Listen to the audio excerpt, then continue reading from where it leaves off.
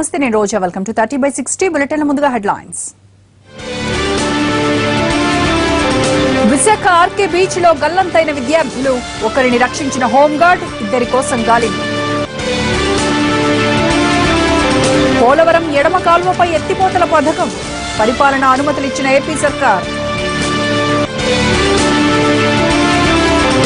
నల్లధనంపై ప్రధానికి జగన్ లేఖ రాయడం హాస్యాస్పదం, మీడియా కథనాల్నే బాబు ప్రస్తావించారన్న మంత్రి పల్లె.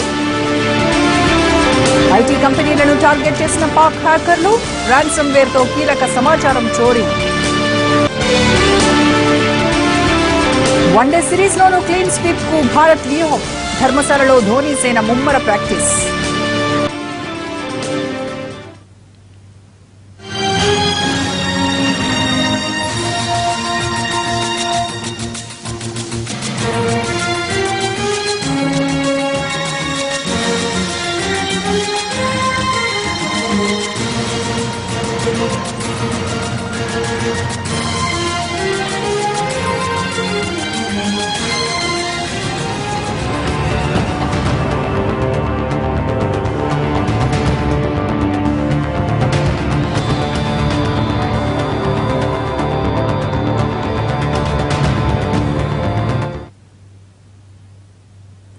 హైదరాబాద్లోని సాఫ్ట్వేర్ కంపెనీలపై సైబర్ దాడులు చేశారు పాక్ హ్యాకర్స్. ప్రముఖ సాఫ్ట్వేర్ కంపెనీల డేటాను హ్యాక్ చేస్తున్నారు.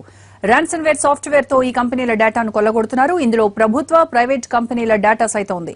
ఈ డేటా రిలీజ్ కు ఓ కంపెనీ నుంచి ఏకంగా 420 కోట్ల రూపాయలు డిమాండ్ చేశారు. ఈ డబ్బును బిట్ కాయిన్స్ రూపంలో చెల్లించాలంటూ కోరినట్టు తెలుస్తోంది. దీంతో సైబరాబాద్ పోలీసుల్ని ఆశ్రయించింది సెక్యూరిటీ కౌన్సిల్.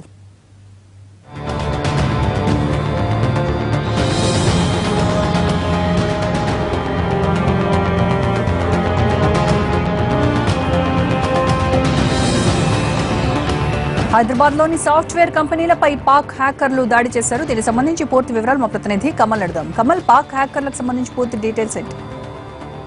సెక్యూరిటీ కౌన్సిల్ సమావేశం జరిగింది. ప్రస్తుతం సమావేశంలో చర్చించినటువంటి అంశాలేంటి, పాకిస్తాన్ హ్యాకర్లకు సంబంధించినటువంటి అంశం ఏదైనా ప్రస్తావనకు వచ్చిందన్నది కూడా మనతో మాట్లాడడానికి సైబర్ సెక్యూరిటీ కౌన్సిల్ తరఫున భరణి గారు ఉన్నారు. సార్ చెప్పండి, ఈరోజు ప్రధానంగా మీ సైబర్ సెక్యూరిటీ కౌన్సిల్ సమావేశంలో ఏ అంశాలు చర్చించారు? పాకిస్తాన్ వాళ్ళు మన మీద సైబర్ అటాక్స్ చేస్తున్నారు అని చెప్పడం వచ్చి ఒక విధంగా నిజమే, కానీ దానివల్ల మనకి ఇంపాక్ట్ ఏంటి అది మనం మాట్లాడాలి. మనకు నిజం చెప్తుంటే పాకిస్తాన్లో సైబర్ ఇంటెలిజెన్స్ చాలా తక్కువ అండి.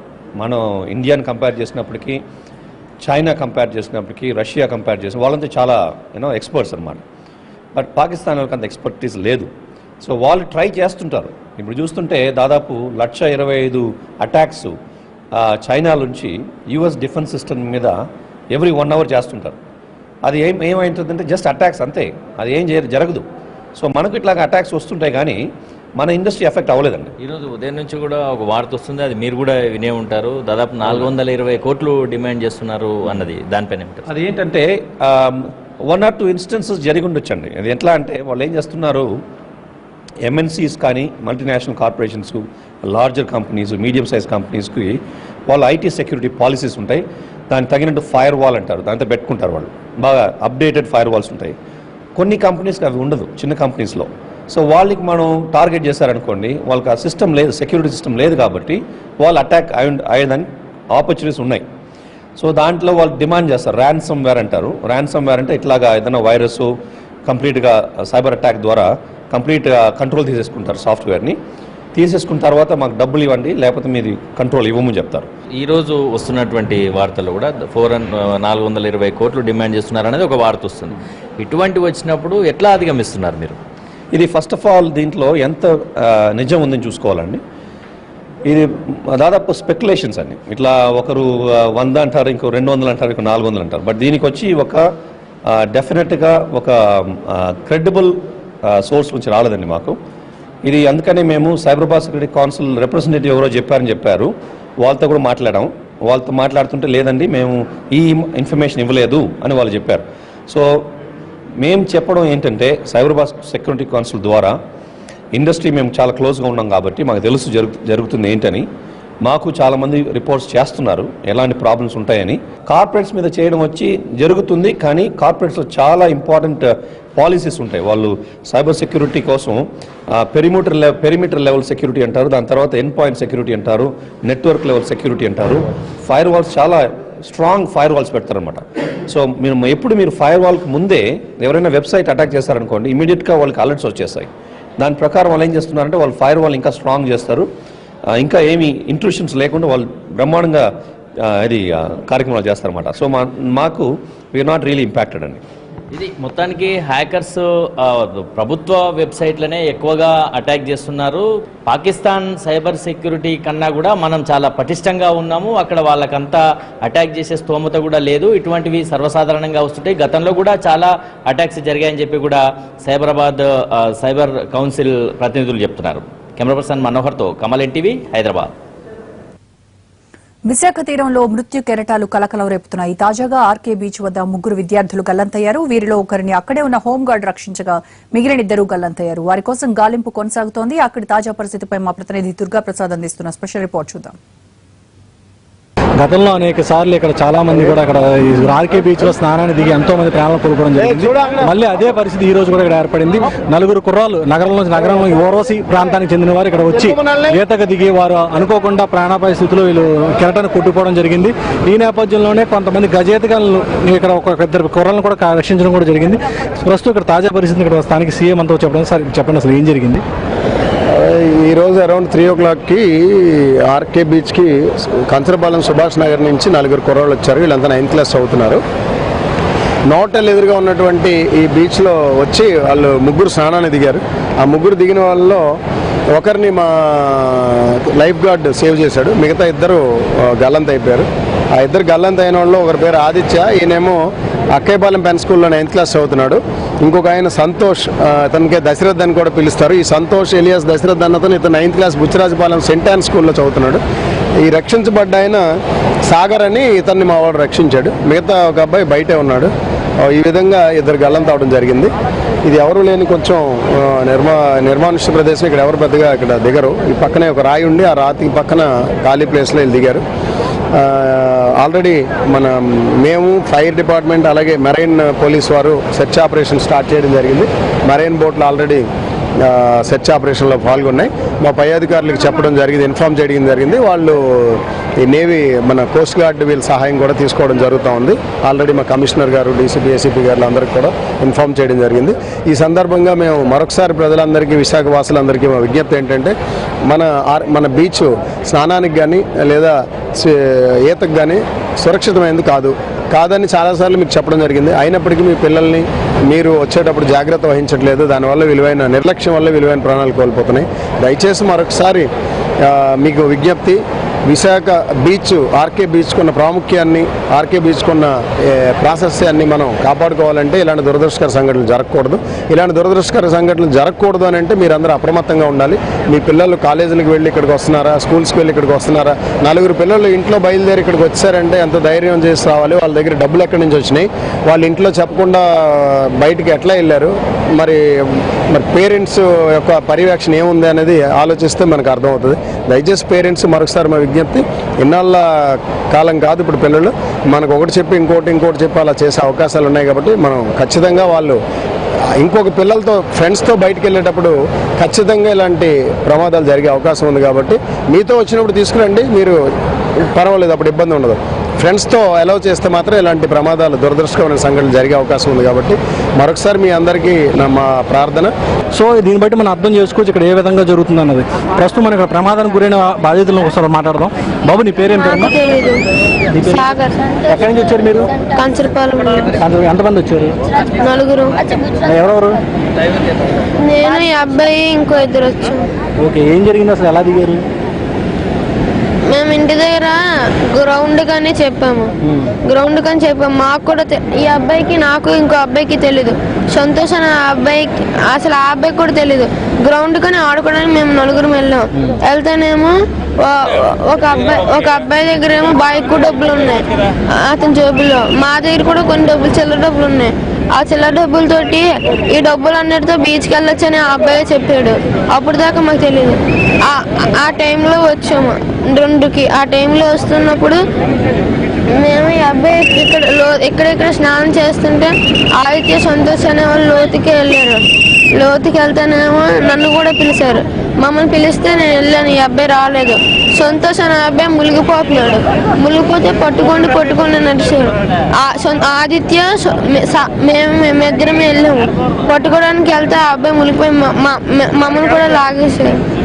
అంటే లోతుకి వెళ్ళిపోయాం మేము కూడా. మిమ్మల్ని ఎవరు కాపాడారు? నన్ను ఈ అంకుల్ కాపాడారు. ఇంట్లో చెప్పారు ఈ విషయం చెప్పలేము. ఇంట్లో కూడా చెప్పలేదు. మాకు తెలీదు. గ్రౌండ్ కనే వచ్చాం, అనుకోకుండా ఇక్కడికి వచ్చాం అంటే తెలియదు. సో వీళ్ళంతా కూడా ఇక్కడ విశాఖ నగరంలో ఉన్న ఓరసీ ప్రాంతం నుంచి ఇక్కడ రావడం జరిగింది. సో వీళ్ళని కాపాడింది కూడా ఇక్కడ స్థానిక లైఫ్ గార్డ్. మీరు చెప్పండి, అసలు ఈ ప్రమాదం ఏం జరిగింది, మీరు ఎలా కాపాడింది? సార్ నేను హోమ్ గార్డ్ సార్. నా పేరు ఎల్లాజీ. మా డ్యూటీ అయితే ఇక్కడే చేస్తాము. ఆ టైంలో జనాలు ఎక్కువ ఉన్నారు సార్. పబ్లిక్ చిల్డ్రన్స్కి సెలవులు ఇస్తారు కదా, పబ్లిక్ ఎక్కువ ఉన్నారు. వాళ్ళు చెప్తూ వస్తున్నాము. వచ్చేసరికి ఇక్కడ కరెంట్ వచ్చింది. కరెంట్ వచ్చి రిస్క్ కరెంట్లో పడిపోయారు సార్. ముగ్గురు రిఫరెంట్ పడిపోయిన తర్వాత ఒక 100 మీటర్స్ లోపలికి వెళ్ళిపోయారు. నేను వెంటనే వెళ్ళాను సార్. వెళ్ళేసరికి ఒక అబ్బాయి దొరికాడు. వాళ్ళిద్దరు కూడా పక్కన కొద్దిగా లాంగ్ ఉన్నారు.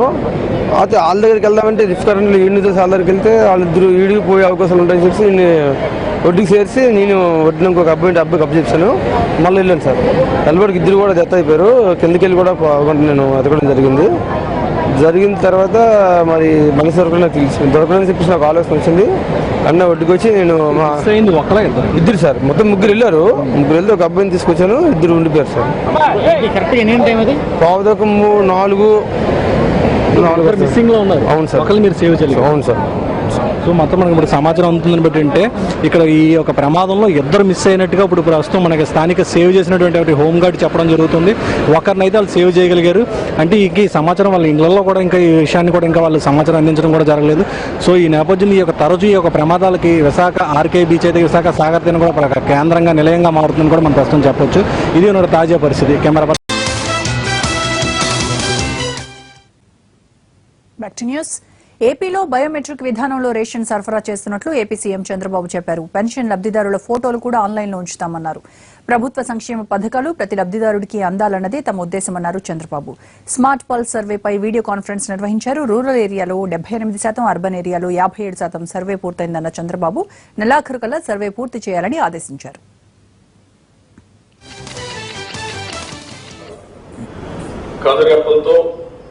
ఆ ఎవిడెన్స్ తీసుకొని పెన్షన్ ఇస్తున్నారు. ఈ పాస్ లో పీడిఎఫ్ తీసుకుంటున్నారు. ఇప్పుడు నేను ఈరోజు కూడా పోతే ఎక్కడ నాకు అవన్నీ జరుగుతానంటే ఎక్కడ కూడా నాకు 1000 రూపాయలు రాలేదు అని చెప్పేవాళ్ళు ఎక్కడ లేదు. అంటే మనం గుర్తుపెట్టుకోవాల్సింది 100% డెలివరీ సాటిస్ఫాక్షన్. తెలంగాణ విపక్ష నేతలపై ఫైర్ అయ్యారు మంత్రి పోచారం. రైతులకు న్యాయం చేస్తోంది కేసీఆర్ సర్కారేనన్నారు ఆయన. ఇన్నాళ్లు రైతులను నిర్లక్ష్యం చేసిన టీడీపీ, కాంగ్రెస్లు ఇప్పుడు మొసలి కన్నీరు కారుస్తున్నాయని మండిపడ్డారు పోచారం.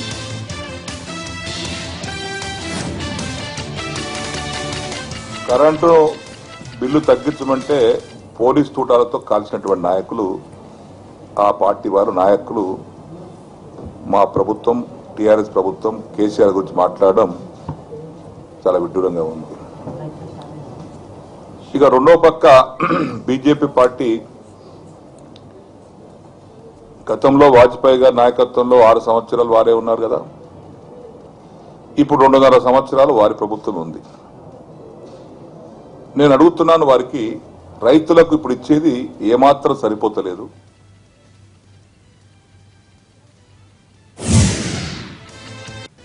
హైదరాబాద్ రహమత్ నగర్ లో అదృశ్యమైన 7 ఏళ్ల బాలుడు సంతోష్ ఆచూకీ లభించింది. భరత్ నగర్ రైల్వే స్టేషన్ సమీపంలో గాయాలతో పడి ఉన్న సంతోష్ ను గుర్తించారు స్థానికులు. వెంటనే పోలీసులకు సమాచారం అందించడంతో బాబును ఆసుపత్రికి తరలించారు. తప్పిపోయిన బాబు దొరకడంతో తల్లిదండ్రులు ఊపిరి పీల్చుకున్నారు. భూపాలపల్లి జయశంకర్ పట్టణంలో వివాహేతర సంబంధం ఓ నిండు ప్రాణాన్ని బలికొంది. కాకతీయ నగర్ లో ఉంటున్న ఓ వివాహిత కుమార్ అనే పక్కింటి వ్యక్తితో వివాహేతర సంబంధం పెట్టుకుంది. ఏడాది నుంచి ఈ వ్యవహారం నడుస్తున్నట్టు తెలిపారు పోలీసులు. ఈ క్రమంలో తన భార్యతో కుమార్ కలిసి ఉన్న సమయంలో రెడ్ హ్యాండెడ్ గా పట్టుకున్న భర్త అతన్ని హత్య చేసినట్టు తెలిపారు పోలీసులు. మహబూబ్ నగర్ పట్టణంలో కొత్త రైతు బజార్ నిర్మాణానికి స్థల పరిశీలన చేశారు ఎమ్మెల్యే శ్రీనివాస్ గౌడ్. రామయ్య బౌళి వద్ద పాత గోడౌన్ ఉన్న స్థలం అయితే రైతు బజార్ నిర్మాణానికి సరిపోతుందన్నారు ఆయన. త్వరలోనే నిర్మాణ పనులు ప్రారంభమవుతాయన్నారు Srinivas Goud.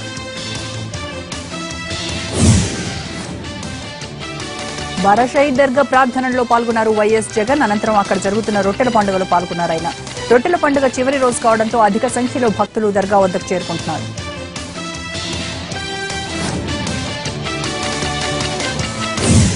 Back to news.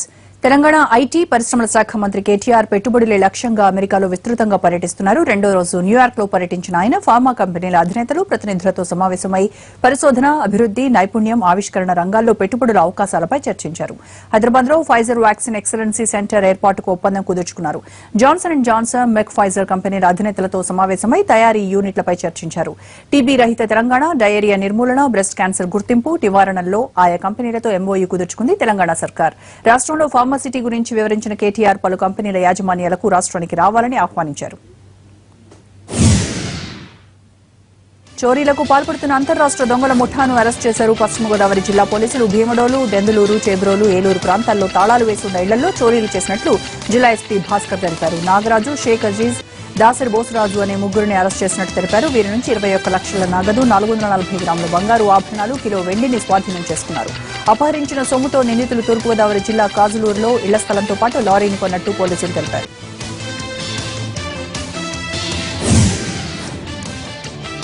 దేశ రక్షణ కోసం జవానులు ప్రాణత్యాగం చేస్తున్నారన్నారు ప్రధాని నరేంద్ర మోదీ. భోపాల్లో శౌర్య స్మారక యుద్ద స్మృతి చిహ్నాన్ని ఆయన ఆవిష్కరించారు. క్రమశిక్షణ, వ్యవహార శైలిలో మన సైన్యానికి ప్రపంచ స్థాయిలో గుర్తింపుందన్నారు.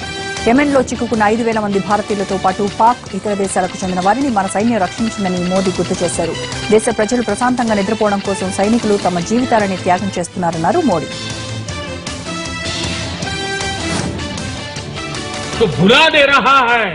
दुर्भाग्य है कि कभी कभी हम भी भुला दे रहे हैं। डंके की चोट पर दुनिया के सामने हमारे पूर्वजों का मानवता के लिए किया हुआ ये त्याग और बलिदान बार बार दुनिया को स्मरण कराने की आवश्यकता है।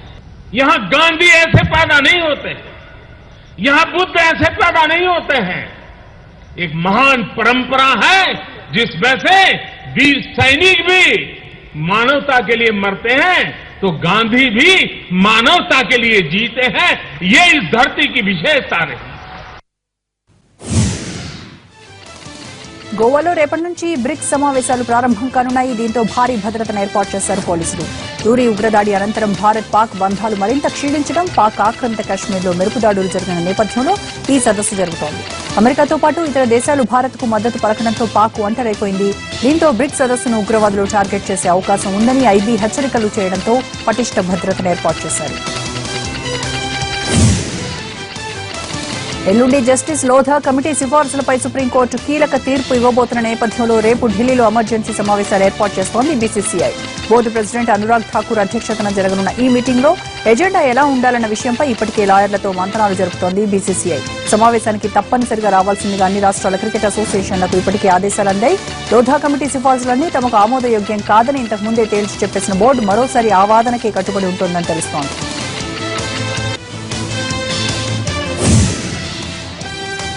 దసరా, దీపావళి సందర్భంగా బిగ్సీ ప్రకటించిన 3 కోట్ల విలువ గల బహుమతుల ఆఫర్కు అపూర్వ స్పందన లభిస్తోందన్నారు సంస్థ ఫౌండర్ బాలు చౌదరి. హైదరాబాద్ మాదాపూర్ బిగ్సీ ప్రధాన కార్యాలయంలో బిగ్సీ లక్కీ డ్రా విజేతలను ప్రకటించారు.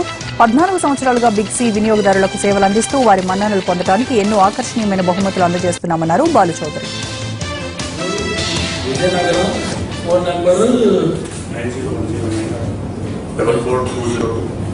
బిగ్సీ ఏదైతే ప్రవేశపెట్టిన 3 కోట్ల వర్త్ ఆఫ్ గిఫ్ట్స్ ఆఫర్లో విశేష స్పందన వచ్చిందండి. సో దానిలో భాగంగానే ఈరోజు ఫస్ట్ డ్రా కిందకి 100 మందికి ఇప్పుడే ఇవ్వడం జరిగింది. 100 మంది గిఫ్ట్లు. దీంట్లో ఫస్ట్ గిఫ్ట్ కిందకి ఒక కారు, అదేవిధంగా 7 బైకులు, 11 ఏసీస్, 11 రిఫ్రిజిరేటర్స్, ఓకే 37 ల్యాప్టాప్లు ఇవ్వడం జరిగింది. సో ఈ లక్కీ డ్రాతో పాటు సో ప్రతి వారం 100 గిఫ్ట్లతో పాటు లాస్ట్ బంపర్ డ్రా కిందకి 1/2 కేజీ గోల్డ్ కింద కూడా ఇవ్వడం జరుగుతుంది. కొత్త జిల్లాల ఏర్పాటు రియల్ ఎస్టేట్ రంగానికి కలిసి వచ్చిందంటోంది ట్రేడా. ఇప్పటి వరకు హైదరాబాద్ శివార్లకే పరిమితమైన రియల్ భూమ్ జిల్లాలకు కూడా విస్తరించే అవకాశం వచ్చిందన్నారు మంత్రి జూపల్లి. మాదాపూర్ హైటెక్స్ లో ఏర్పాటు చేసిన ట్రేడా 7th ప్రాపర్టీ షోను జూపల్లి ప్రారంభించారు. 3 రోజుల పాటు జరిగే ఈ షోలో 135 స్టాల్స్ ఏర్పాటు చేశామని 60,000 మంది వస్తారన్న అంచనా ఉందన్నారు ట్రేడా అధ్యక్షుడు దశరథ్ రెడ్డి.